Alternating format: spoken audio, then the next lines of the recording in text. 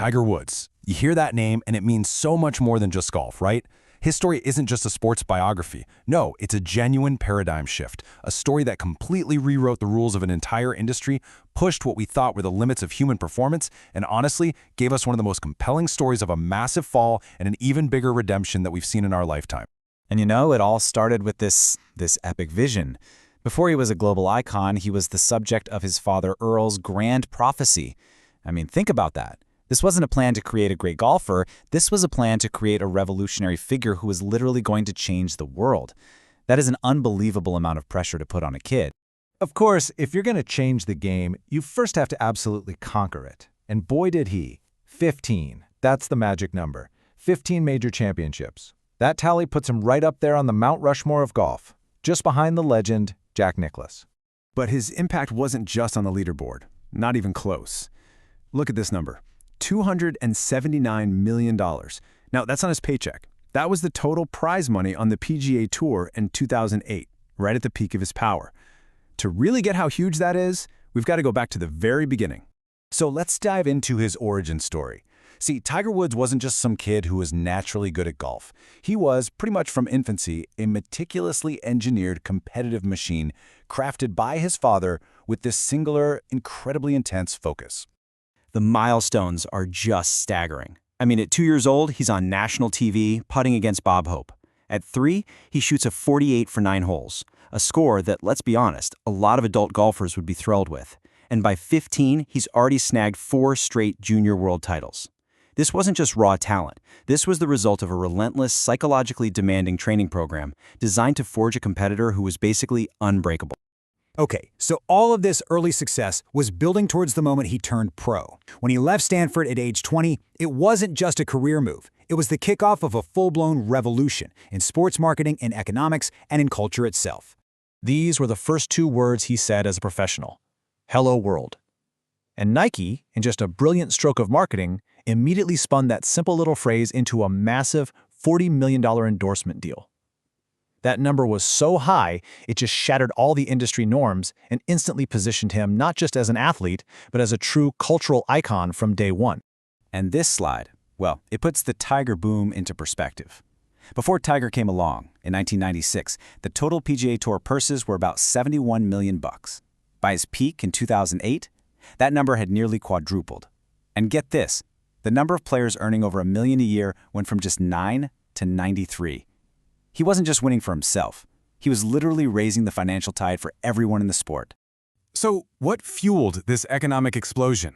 Well, it was a period of competitive dominance that is genuinely difficult to overstate. We're talking about a level of performance that has almost never been seen in any individual sport ever.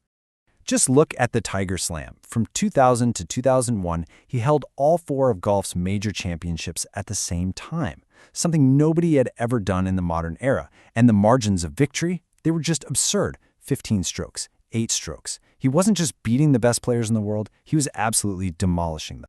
Let's just focus on that 2000 US Open. He finished at 12 under par, which is incredible by itself. But the truly mind-bending part is this.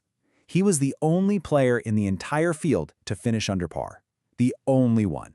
He beat the runner-up by 15 shots. It was a performance so perfect, it almost didn't seem real. His dominance got so extreme that economists actually started studying it. They came up with something called the superstar effect, which basically found that other elite golfers scored worse, on average, just by having Tiger in the same tournament. He didn't just have a physical edge, he had this huge psychological one.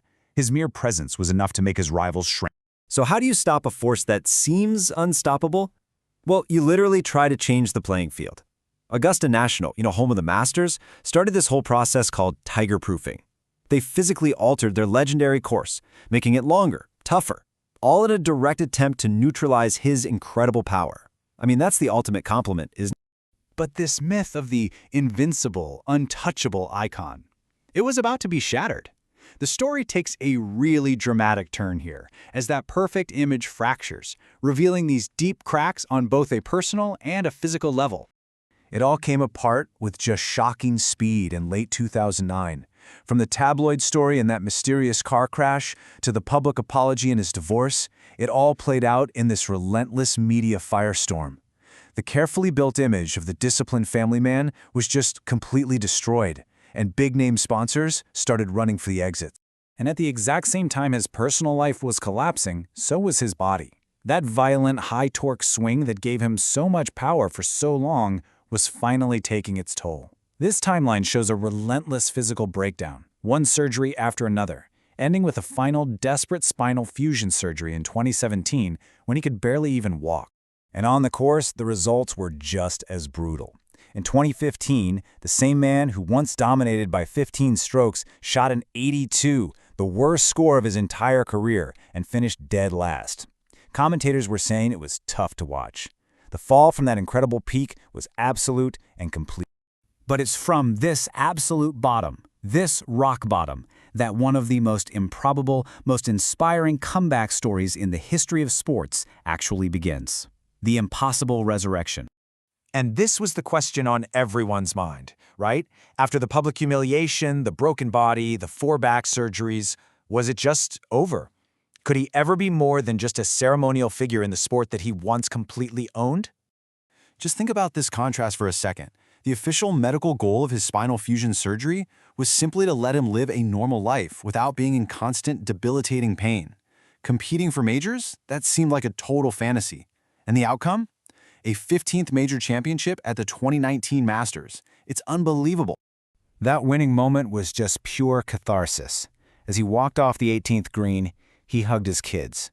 A scene that was this perfect, beautiful mirror of that iconic hug he shared with his own father after his first Masters win back in 1997. It really was a full-circle moment of both professional and personal redemption. So, after all that, what's the final verdict on his legacy? Let's take a look at the enduring Woods paradigm, the permanent ways he changed the sport, far beyond anything you'd see on a scorecard. This really brings his father's original, huge vision full circle. This chart shows the real, tangible impact he had on who plays the game. Before him, people of color made up just 8% of all golfers. Today, that number has tripled to 25%. He made a sport that was historically seen as very exclusive feel accessible to millions of new people. And that brings us to this final question. What will his ultimate legacy really be? Is it the untouchable, record-breaking dominance of his peak, that almost machine-like perfection that completely redefined what it meant to win? Or is it the deeply human and frankly relatable story of his fall and his incredible rise back up? A story of resilience that proved even the greatest can break, but they can also heal.